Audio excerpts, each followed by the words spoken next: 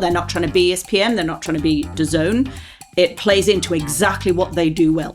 Drama, the binge. Once you subscribe, you stick around for 50 months. Archive is the thing that's really, really flying on YouTube. If somebody went and dug around in someone's archive, repackaged it for the way that younger generations want to consume it, yeah, I think they'd absolutely clean up.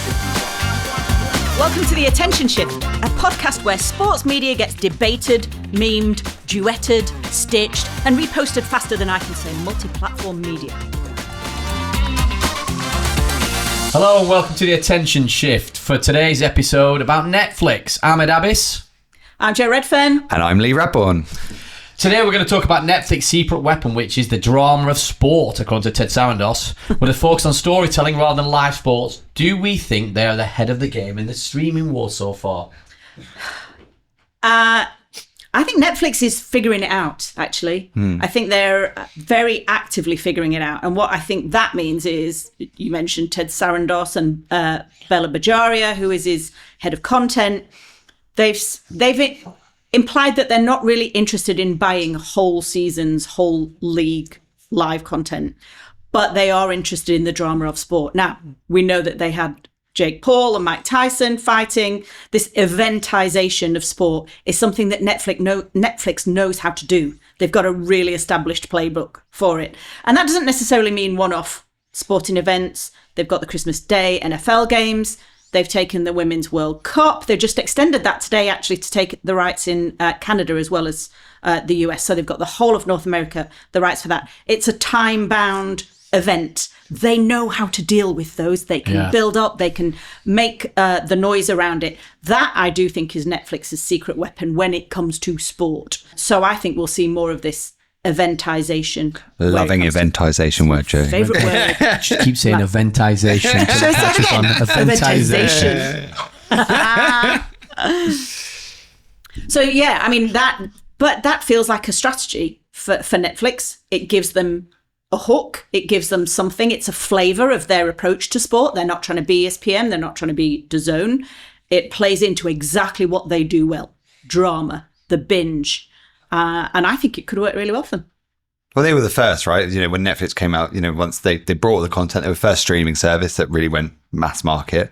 They've made a load of originals, and then they were like, well, what next? And yeah, this sort of one-off events, and they were the first ones to really do the drama. Like the drive to survive, you know, is credited very much to Netflix as much as it is to Formula One and that distribution. And there is a decline happening though in the recent years of or the latest season, about 10. Yeah, I think each season declined, 10-16%, I think, over the duration. I stopped watching after a couple of, because then the narrative's the same, right? Yeah, you get. Yeah, I don't think that's atypical. You get exactly. You get the clickbaity stuff that makes you watch that, but then it's like, yeah, okay, I see where this is going. Like, obviously, you know what happens in the season, not really about that. So yeah, look, I'm probably one of those that's churned from that particular series, but I certainly haven't churned from my Netflix subscription. No, I think they probably went a bit heavy on those sports docs because Drive to Survive went off at such a pace. Everybody was like, okay, what's my version? You've got Full Swing, you've got Breakpoint, and they've almost saturated that on Netflix now. You don't need any more. But don't you think rights holders also sort of like, oh, here's a golden ticket. You know, I mean, another interesting one, Full Swing, since it's 4.1 million views after February 25 this year release, down 15% on year. And that's Full Swing, that's golf. That's golf. Which is actually quite interesting, and you've got some good characters. And it's individuals, I know the tennis one was quite boring in places. I mean, like they don't really have the characters. I tried to stick with it till the end of season one, but I struggled. But like Full Swing, I loved. Like I think we were chatting about this when we were coming. That mainly just seeing Rory not really engaging with him, being fed up for most of it because of everything that's going on with. The imminent takeover that's still imminent. But look, one for me, right? NASCAR Full Speed. Been lucky enough to go to a NASCAR race last year as well, which is like got me interested. But I love the rawness of it. I love that NASCAR is a group of people from a very small geographical area.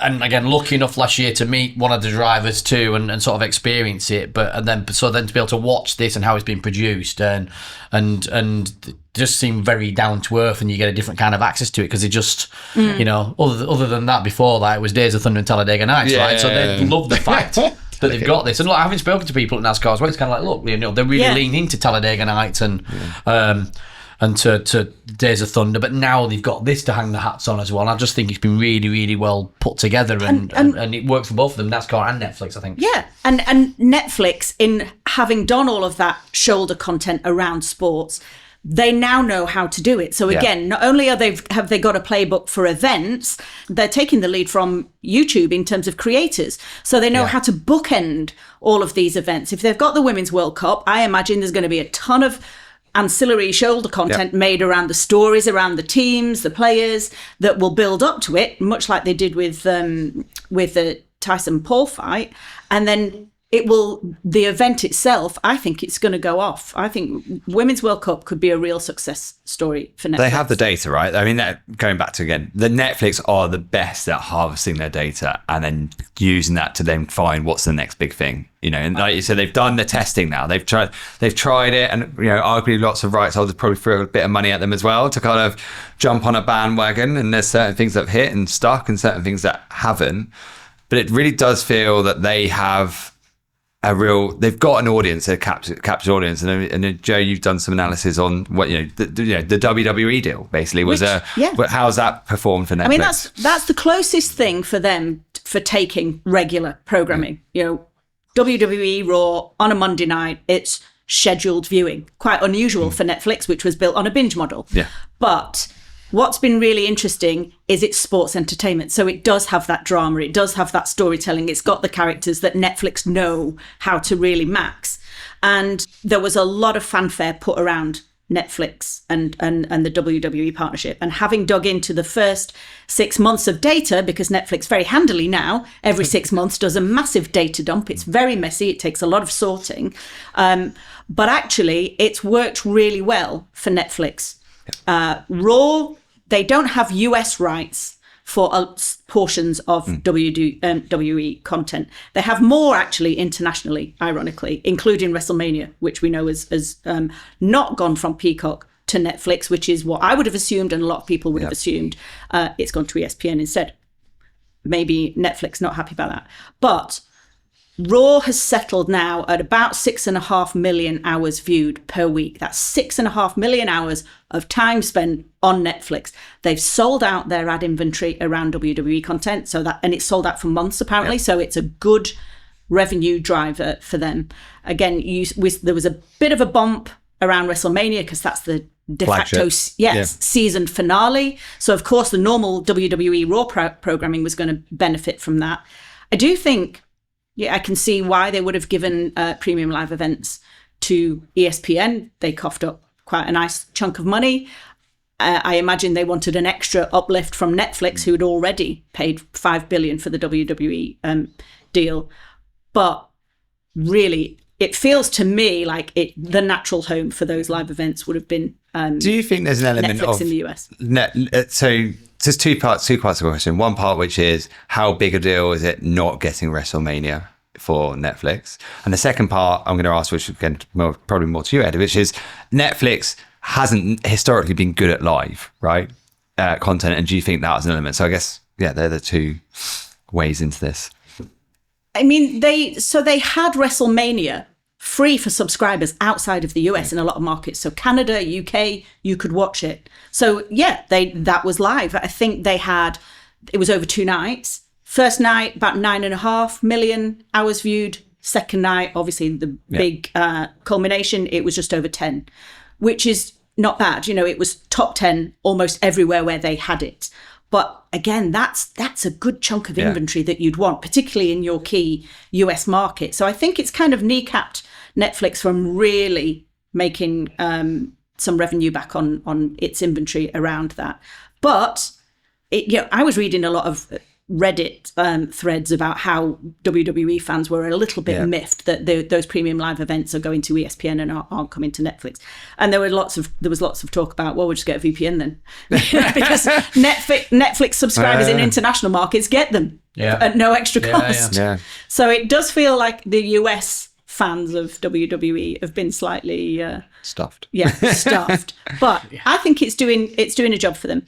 The SmackDown is a slightly different proposition. SmackDown is softer than Raw. It's kind of less drama driven. SmackDown Family in terms friendly. of family friendly. And then they've got NXT as well, which it's kind of where they bring through new Next talent. gen. Yeah. There we go. So, but they've all settled in quite nicely. I think it's found the right place with Netflix. What do you think about their live events? Live's hard. Live is Live's hard. But also when you're trying to do it on a global scale, like we talked about, didn't we, about the Tyson fight as well, and like I didn't have a single issue watching it, and you had quite a few issues, right? And I think I watched it on TV, and did you watch it on a laptop? Netflix, So I watched the Netflix app on TV. I watched on. Yeah. So and everyone has different experiences, right? So I think I totally eventisation. I totally understand where Joe comes from with this, because I think it's kind of like that one hit, do it. It's not long term. It's easy when you're doing something long term to get used to the long term, and then mistakes happen. One hit and out. I can see they've got a focus towards it. They do what they got to do, and they get out of it. And like I said, they treat it in a lot of ways like a movie release, where you a big build to a release, and then the fans do the work for you. Because I'm saying, go and watch the NASCAR reel. It's like self-fulfilling prophecy. If it's good, it works, and it's same Adam Sandler, right? Like people talk about Adam Sandler's film since he's been on Netflix. It's kind of like, what is it, the most watched? Yeah. The most watched movie debut. Movies on the Netflix. Kind of like he's not bothered an hour there, quite frankly. So I've got a question for you, because I'm coming off live. So you're a product person at heart. Yeah. I think the Netflix product's beautiful as well, and that plays a part in how you consume content. It does. I agree with you. It's aesthetically pleasing. One thing I would say about Netflix, and actually any streaming service, is after all, the discoverability is not that good. No. Like, as in the sort of personalization engine is very good at recommending you new things that are coming out. But if you I don't know if you've ever done it, if you go into the search bar and you're trying to find like a movie or something, and then you're like, oh, I didn't know they had that movie, or I didn't know they had this. So I think there's elements of that. I mean, it's distracting. That's a challenge across all of these services, right? So much content that you literally physically can't show it all. And that's a challenge across sport, right? It's the discoverability. There's a great stat, I won't name the organisation that told me this, but they said 90% of the sports content they produce never gets seen. Right? And then so you think about what Netflix are doing with the Drive Survives, and they were the first ones to actually make use of this content that people are producing. And I think it's turned out into, I think you said this sort of eventification. Eventization, sorry. He's already gone off script. I'm off script.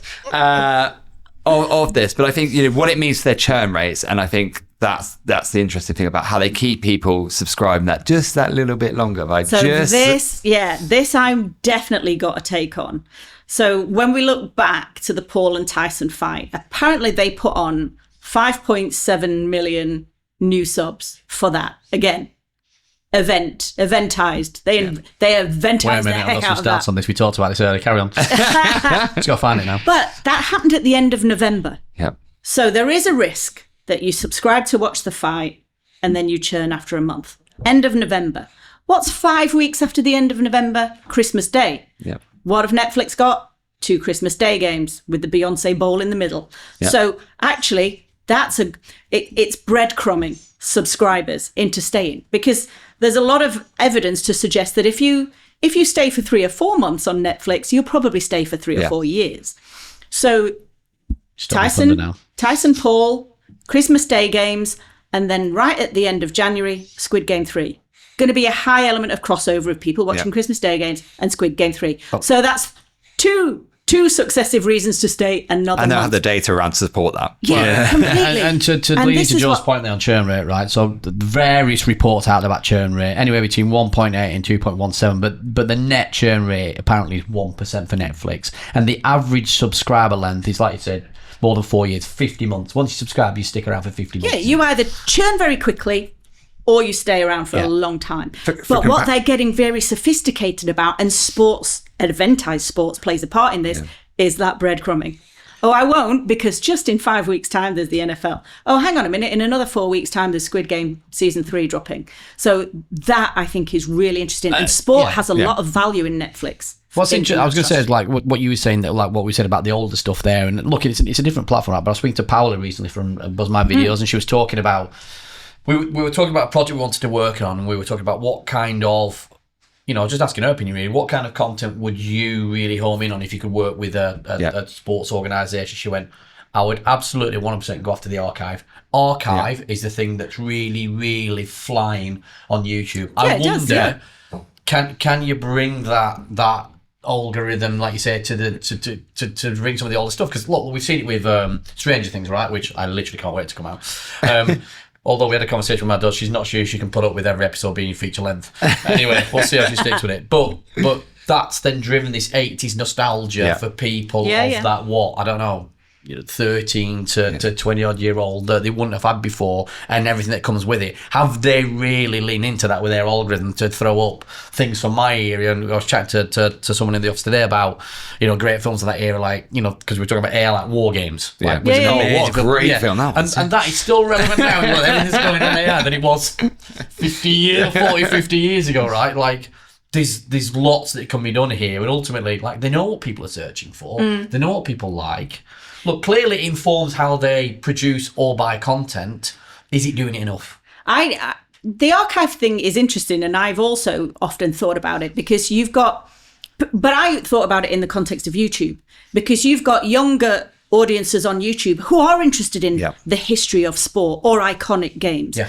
But actually, usually, the only way that they're presented on YouTube is in 4:3. It's really shit resolution. Yeah. Somebody, and it's normally beholden on the rights owners, they've got to go and digitize that. They've got to go and reformat it. And it's not very high on their priority list.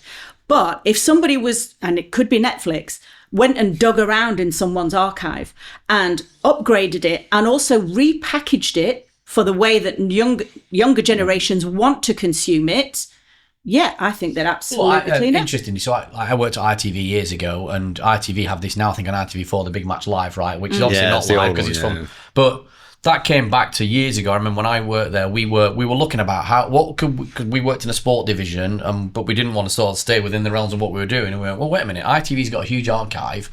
We knew for a fact that ITV and the regional offices were actually getting rid of their archive, and we were like, stop. Yeah, don't get rid of that. This was for me nearly 20 years ago. I'm like, stop, don't do that, because there's a market for this. And we ended up selling a whole series of the Big Match Live across Europe to ESPN. Yeah, because they were like, it's cheap hours. Like that's the way that they look at it. And now you do that all over again, but you do it. And now I have not gone and looked and seen on ITV's YouTube page if they've got loads of Big Match Live's full episodes. Do you know what? It'd be interesting to see. But, I should probably do the research for a podcast. You think about on YouTube and TikTok, you've got top 10s or you've got compilations. You could dig into top 10 rainiest matches from the Premier League 1997. And it would be content that you would get. And the way you can use AI production now. That's what I was just about to say. I was about to say, as soon as you people don't get bogged down about it. You could even get creators doing their thing over the top of it. That's one thing Netflix have leaned into, is looking at creators on YouTube. Now, they've done that because it de-risks. I've seen this a lot in kids media. We've got Miss Rachel, who built her audience on YouTube. She found her tone of voice, and then Netflix come along and go, hey, come over to Netflix, because she's done all the legwork. She's made all the mistakes, and then they'll just come. And there is still a benefit. It's a different audience, and there's still a legitimacy that comes from That's the next big thing, isn't it? That's the next big thing. I wonder if this will happen in sport. Now they've done the docs, tick. They've got regular programming, WWE. They've got this eventization playbook that they have nailed. I think they'll look at maybe something like Good Golf. Or Ian Poulter's just launched a YouTube channel. I think they'll let them scale there, find what they're good at, and then they'll start. So interesting. Just have a look at ITV Sports YouTube page, right? So they've got a playlist here for the Big Match Revisited. There's only one episode on there, which was actually put on today. They're listening.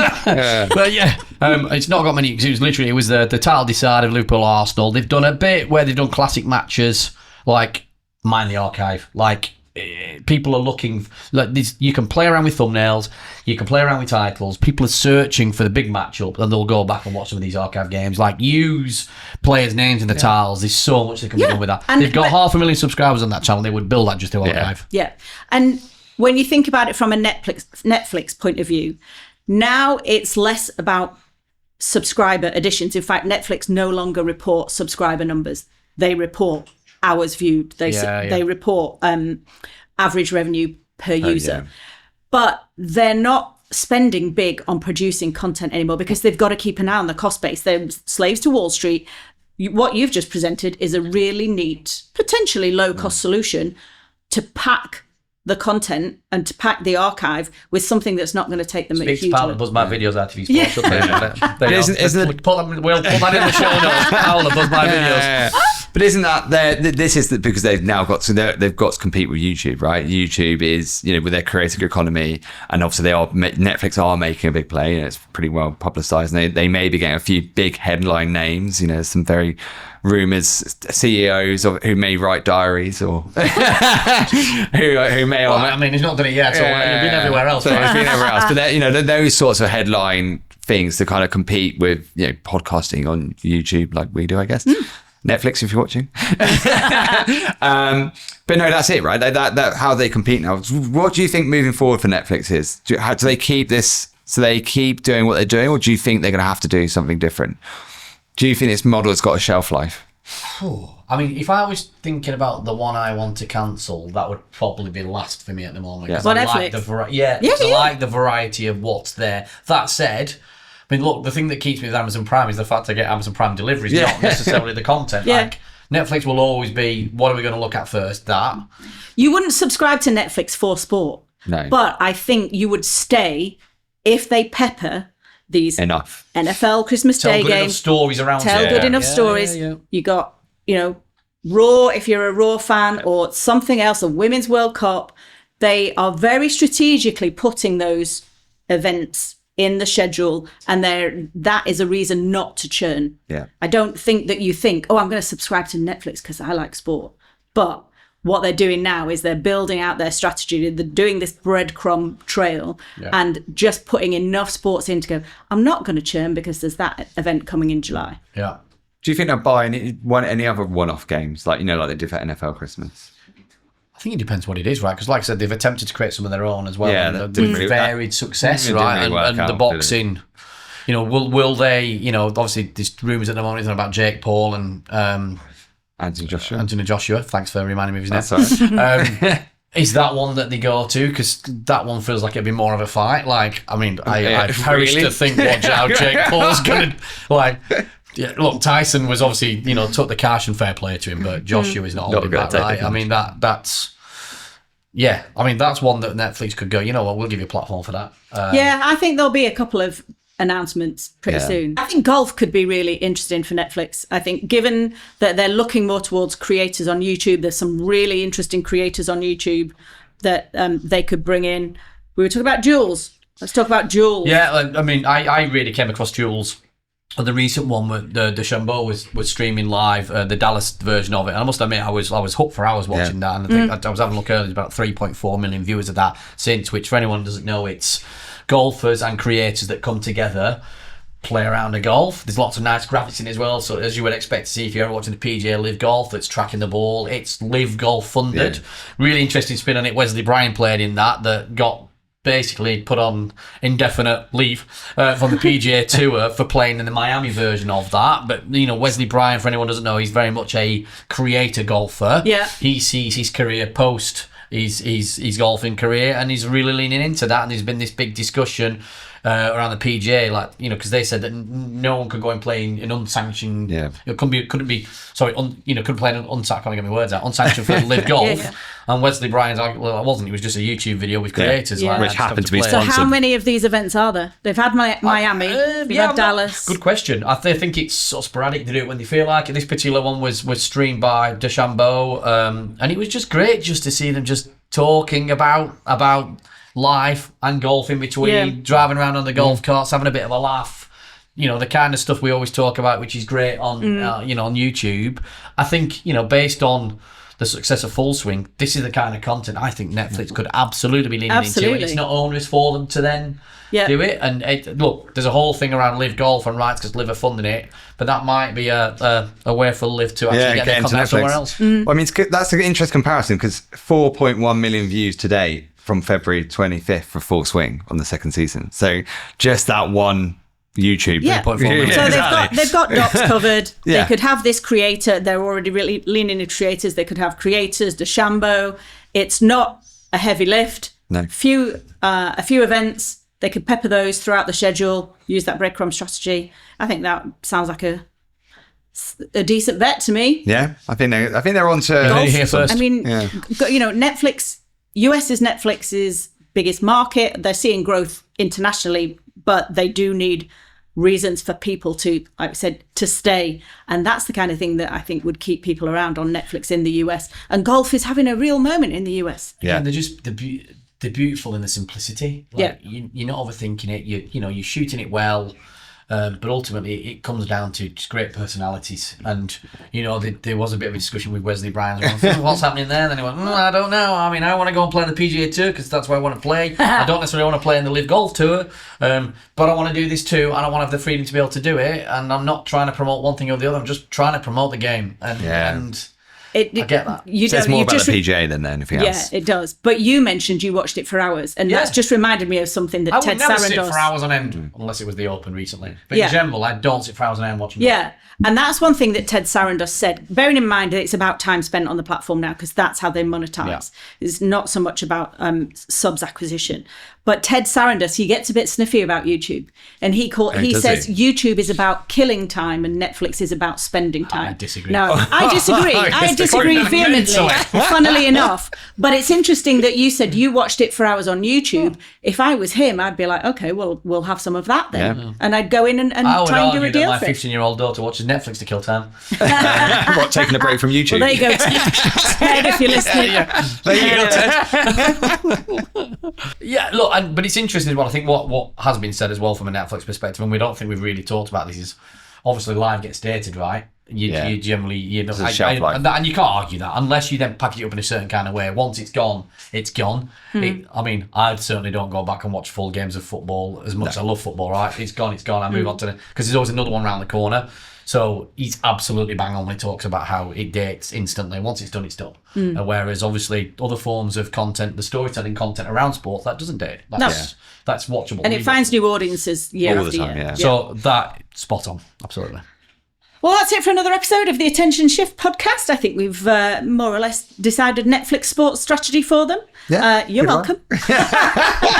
Checking the place, please. Tune in again for the next episode. Thank you. Don't forget to like and subscribe. And if you have an idea for an episode, email us at hello@attentionshift.media. That's hello@attentionshift.media. Thank you. On it, Lee. So that's it for this episode of The Attention Shift. Remember to like and subscribe and listen in next time. And do let us know what you think on hello@attentionshift.media. That's hello@attentionshift.media.